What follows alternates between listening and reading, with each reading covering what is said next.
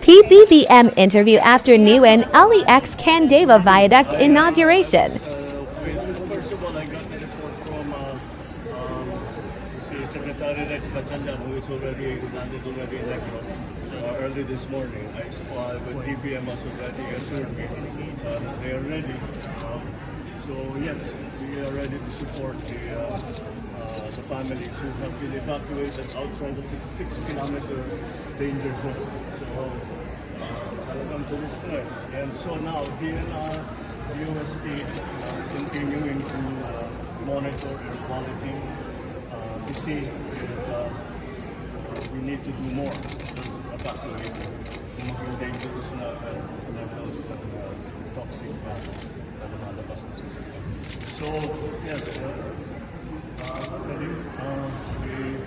know what to do, and we already started to send food packs, and we already started to send all of the things that we bring to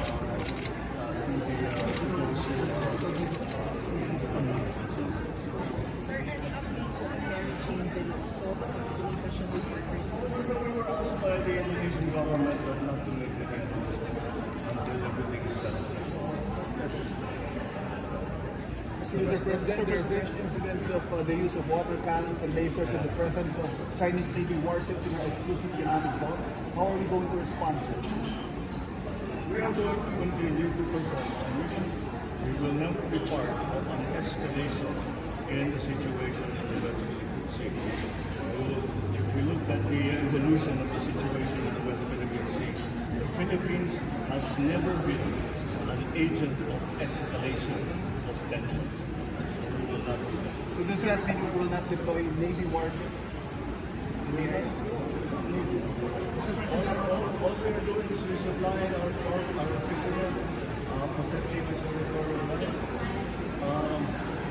Again, it's always